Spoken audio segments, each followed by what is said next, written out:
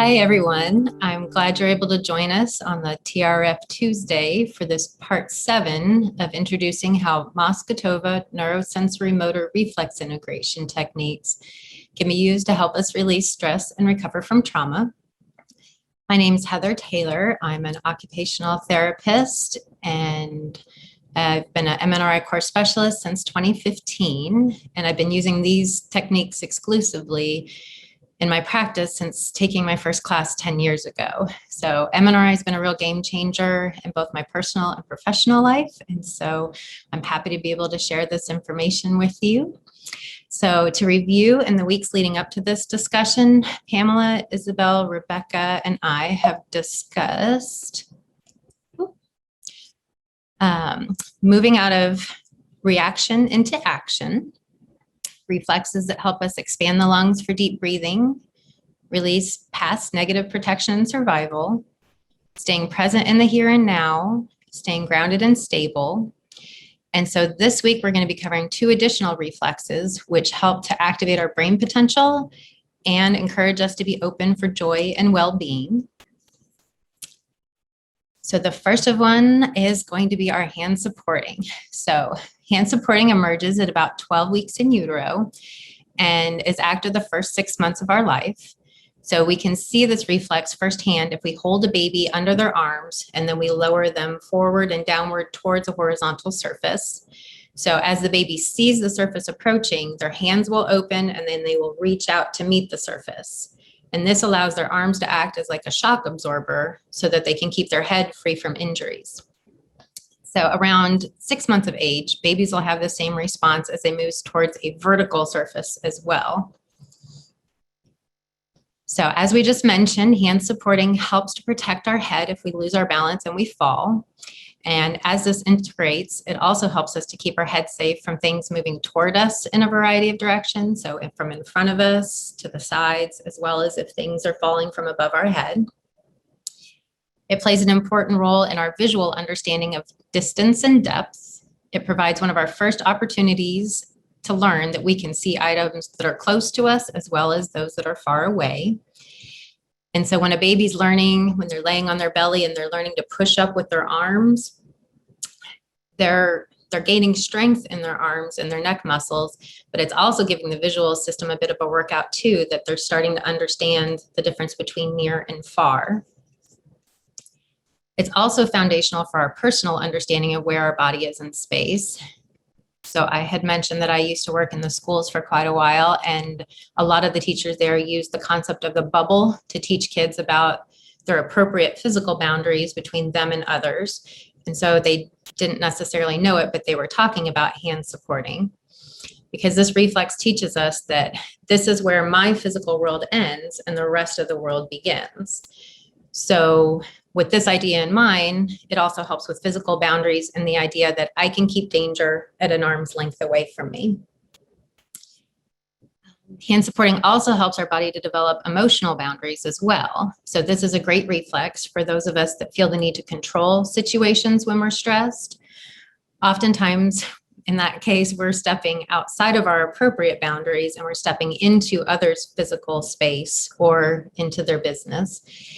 And this reflex is also great for those of us that have a hard time standing up for ourselves. So from a physical standpoint, we have a right, and even some would say a responsibility, to protect all that is within this space around our body. And so emotionally, we also have the right to say no to things in life. So hand supporting would be very helpful for those of us that are sometimes called people pleasers, because we don't have to do things just to keep others happy if it's not making us happy as well. So this reflex is equally important for those of us that need to recognize where other people's boundaries are, as well as those of us that need to be more comfortable asserting our boundaries. So, and just, we talked about Robinson grasp last week, and we talked about it being important for us because we could reach out and we could take things that are offered and things that we're interested in, and hand supporting is important for our ability to give to others as well. And it helps us with letting go of things that we no longer want to be holding on to. So we're going to review a few different techniques to help us integrate our hand supporting reflex. But before we jump into doing the movements, I want to make sure everybody can clearly see that the stimulus point for hand supporting is right here at the base of the palm. So you can hold on to it with a finger across the bottom like this, or you can turn your hand and hold the bottom of the palm of your hand like this. They're both equally acceptable, whatever's more comfortable for your body. And so when we do the first set of exercises, we'll be holding there. And before we do the ones that are the wall push-up, we're going to be thinking about the stimulus point being here as well as in the fingertips. So when we do the one on the wall, it's going to be very important that we're not doing a flat hand, but more of the base of the palm and the fingertips. So for this first motion, I'm going to go ahead and stop the share there. So for this first motion, if everybody wants to join me, you can stay seated or you can stand, whichever one is more comfortable for you.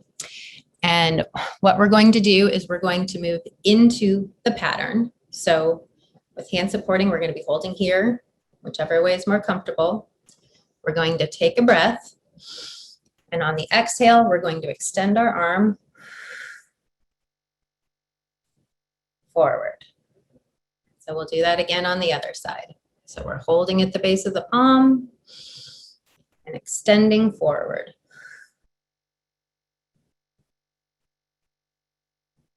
We'll do again with the other side. And when we're extending, we want to make sure that we're leaving just a little bit of room here in the elbow. We don't want to hyperextend our elbow and lock our upper extremity. We just want a gentle extension of the arm, something nice and comfortable. So we'll do one more from each side. So we'll come in. And one way to keep that elbow nice and safe is actually if you turn your hands in just a tiny bit. When it reaches towards the end point there, so we reach and just a little bit of a turn. So that is moving into the pattern. So the next part that we're going to do is we're going to be moving out of the pattern. So with out of the pattern, so into and this way. So out of the pattern, we're going to hold the back of our hand and we're going to pull it back towards our shoulder. So if everyone wants to take a breath, and on the exhale, we're going to pull towards the shoulder. And then we'll do the other side. So we start with the extended and pull it back towards the shoulder. And we'll do two more each side. I'm going to turn to the side so you can see it better from this angle.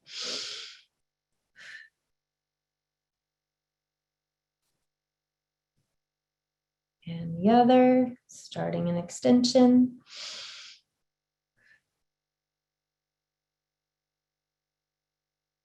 Do one more each side.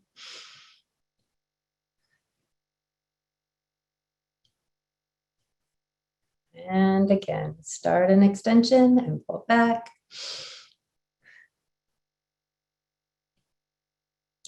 So then let's do three where we incorporate both of those movements together. So for the first one, we're going to be moving out. So we're going to extend.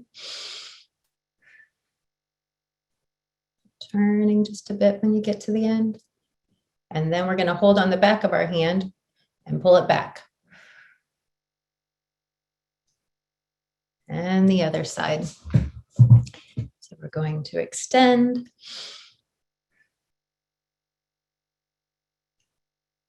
And pull back.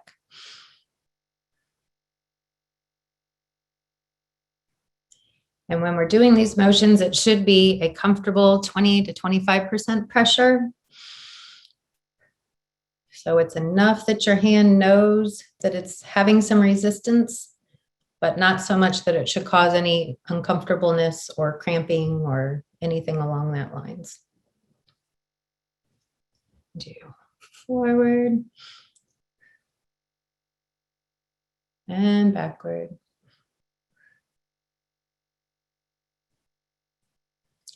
We'll do one more to each side.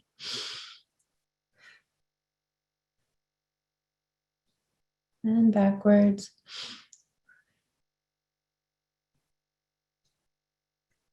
Last one.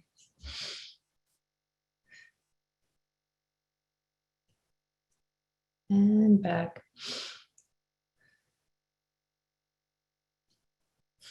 So that is how we can do it in a seated manner. And then I also wanted to show you how we can do it as more of a wall push-up. So let's see if I can share this camera and you can see me over here. So as I said, when we're doing this one, we want to be having the pressure here at the base of the palm as well as the fingertips. So we're not going for the flat hand, we're going for more of a rounded pressure.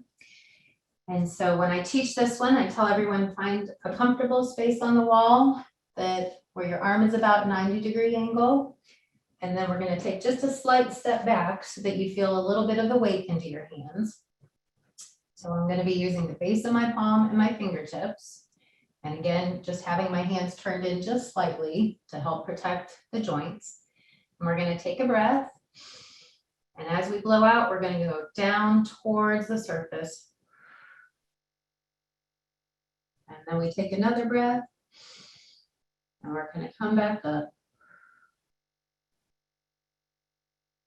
So every one of these motions should take about 7 to 10 seconds. So we're going to take a breath. Come down. And another breath. And come back. And I'll do one more, noticing the difference in how we feel with the amount of space that's in front of us. So take a breath. Feel how this feels to come forward. And then take another breath. And feel how it feels to extend. So that is a second technique that we can use for hand supporting. We'll flip back on. Oh, it's not the one I wanted. There we go. There we go. So that is the first part of our exercises today. So the next one we're going to talk about is being open to joy and well-being. So I'm going to share my screen here again. And we are going to move over. So just like with hand supporting, Landau emerges at about 12 weeks gestational age. And it stays active for us for the first 2 years of life. And then it starts to integrate into our whole movement, our whole body movement patterns. So when a baby's laying on their stomach and they become interested in something that they see, the extensor muscles on the back are activated. And what we're going to see is an extension of the whole spine and the limbs. So the spine extends backwards, the head reaches upwards, and the arms and legs extend as well, as you can see this adorable little girl doing here. So in our daily lives, Landau is foundational in helping us develop our visual perceptual skills. So before this reflex becomes active, most of the visual input that we've processed was received when we were being supported by others. So when someone placed us on the floor on our back, we saw what was above us. When we were being held, we could see the person who was holding us. But when we were placed on our belly, our visual field was very limited. And so our curiosity starts us to say, oh, there's something interesting there. And we start to rise up and pay attention to whatever it is that's exciting us. So generally a caregiver's face or a toy or food, something motivating that we want to see. And so this head movement lays the foundation for our head writing skills, which are also important for all sorts of things with our vision and balance as a whole. So because Landau activates the extensor muscles in our back, it helps our spine to be flexible and helps us to have good posture.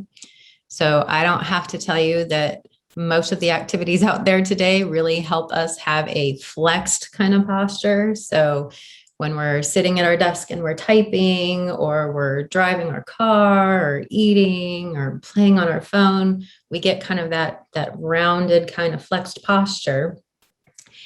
And particularly with our kids, this is starting earlier and earlier because of those car seats, the ones where you can put the kiddo in the car seat, and then you can take the whole car seat out and then take them into the store, and you can put it on the stroller and you can take them for a walk. And so we might have had a lot of movement throughout our day, but for the kiddo that is in that car seat, they've kind of been stuck in this pattern, which is why having babies do tummy time is just so crucially important to help them balance out all of that flexion with some extension. So when we do these extension movements, we're helping the cerebral spinal fluid to flow. And we talked a bit about that last week when we covered spinal parese. But for those that might not have been with us, the cerebral spinal fluid is a water-like substance that floats around our brain and our spinal cord, and they act as a cushion to protect our brain and spinal cord from injuries. So when we do movements like spinal parese and Landau, the movements of our hips and shoulders help that cerebral spinal fluid to pump through the system, which in turn helps our brain to get rid of waste products that it doesn't need, which allows it to have access to more of the nutrition that it does need. And that allows us to have mental clarity and make more well-informed decisions. And so emotionally, if we think back to times in our life that we've naturally assumed this position, it's often during very happy times in our life. So one example that's given is if you think of going to a football game and somebody scores a touchdown, a lot of the players will kind of run up and do like a chest bump against each other. It's a celebration. And in our personal life, we often do this motion when we feel very accomplished with something, that we're like, yes, like I did it. Or when we see somebody that we haven't seen for a long time and we show that we're open for a hug. And so I know this picture is small, but I'm sure everybody can recognize the pure joy on this adorable little girl's face in the picture here. So assuming the Landau position helps us to release stress hormones and activate our endorphins, and those are our happiness hormones. So you can do these seated or standing. So I'll try to show both. So with the Landau, the very first one that we're going to do is just a gentle stretch. We're extending our spine and reaching backwards. So for those of you that are seated, if you want to be at least in the middle of your chair, maybe not having your back all the way up against it, and you can have your hands up and just take a breath and then lean towards the back. So, and just being open. I'll do that one more time for the people who are being seated. So take a breath. We have our arms open and we exhale, leaning back. And so for those of you that will be standing, let's see, I will go ahead and I will stop share on that one so we can all see. A standing Landau. So we're just going to be standing upright. We're going to have our arms extended up. We're going to take a breath. And we're going to extend our spine, lean back, just be open, open, open. And we'll do it again. So take a breath, arms up, and lean back.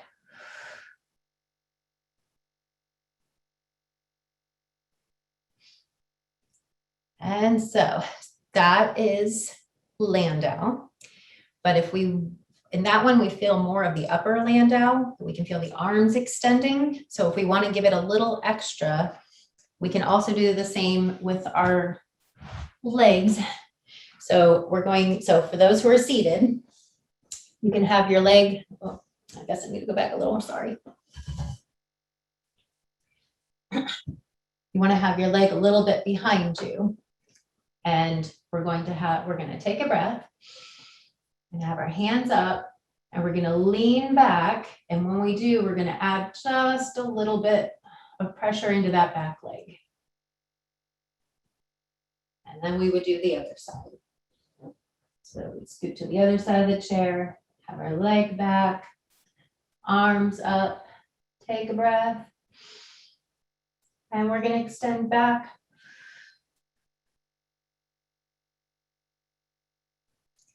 So that is for the people who are going to be seated. But for those of you that are still standing, we're going to do the same motion. So we will be standing with one foot behind us. So right now my weight is on my front foot. Then I'm going to have my arms up. I'm going to take a breath. And I'm going to lean back onto that back foot while I exhale. So, and then standing, you can really feel the stretch in that muscle. So then we'll do the other side. So we're going to have our foot behind us, arms up, take a breath, and gently lean back while we're extending the spine. I'll do 2 more on each side. So we have our foot back, arms up, take a breath, lean back on the exhale. Be open to joy and all the good things that life has to offer. And the other side, take our foot back, arms up, lean back.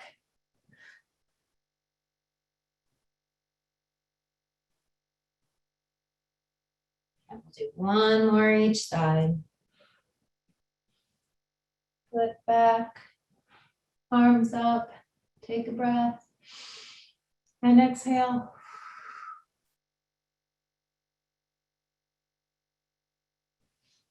And on these last few, notice if you're getting more room, more extension, more flexibility. So, lean back.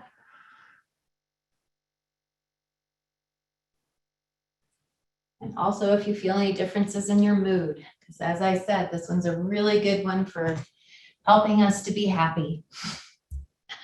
So those are the techniques that I had for you guys today. And so I hope you're feeling the effects of all the work we've done the past couple of days and weeks, I should say.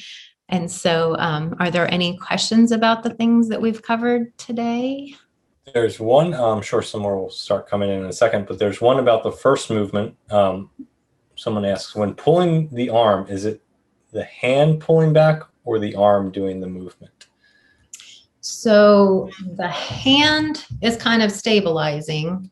The arm is doing most of the movement, but this one's just kind of resisting him, just giving him a little bit of a workout, just a little knowing where it is in space, if that makes sense.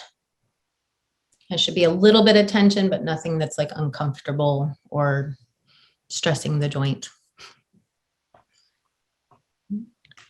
Someone's saying, could you show us your feet position on the last movement? Mm-hmm. Absolutely. You might have to go pretty close to the couch there, I think. Let's see. There you go. All right, you can see the whole thing now. So when I was doing the Landau, we're standing on the ball or on the toes, basically, the ball of the foot there. And so we're reaching up. And then when we go to lean back, we're putting a bunch of weight into that back leg. So you can bring the heel down if you want to, but that's not the the point on this one is to get the hip movement here, to get that stretch, a really good stretch, which as I'm standing on the ball of my foot, I can feel that extra bit of stretch there. But it's just the weight shift from being forward and then being back on that back leg should help. Here's one that says, is the hand pulling activity, is that calming generally? So with all of our reflexes, when we're first getting them, we're moving into a pattern. So we're showing our body what it can do. And then later we're showing it what the opposing movement would be. So it might be initially that somebody really needs to just do the pushing out for a while until that feels comfortable, and then do the pulling in as a secondary motion. So If it doesn't feel comfortable to your body, I would just continue with the movement outward, because that is the primary movement pattern that we're looking for. And then later we can work on differentiating and bringing it back in towards the body. And then the second part of that is the arm extension. Is that a joy-inducing activity? It can be, especially when you know that this is my space. It's my right to say what happens in this space. So it is for me. It's one that I've had to work on over the years, and I feel a lot better about it. But sometimes situations come up and I need to practice my hand supporting a little bit more and be able to say, like, that's not for me, and be able to say it in a way that I don't feel guilty about not helping someone out or something along that line. So it can be. I think that's the last one. I just got a question about the recording, so I'll address that. Mm-hmm. The recordings will go up. They usually go up the night of. We've recently rebuilt our website, so it may be a day or so. But if you go to traumaresearchfoundation.org, you can find TRF Tuesday. I'll put the link there, and you can watch the previous ones. And then when this one is available, it will go up there. We're hoping to get it up there tonight, but because it's a new website, we are not promising it.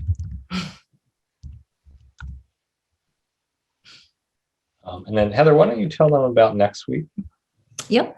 So thank you for joining us today and the last couple of weeks. And next week, Rebecca is going to be leading us through all of the exercises as one big flow. So I'm hoping you'll be able to join us and see how it feels to go from the moving out of reaction into action, and then go all the way through to being open to joy and well-being. So it'll be there won't be as much education. It will just be more of a flow of movements.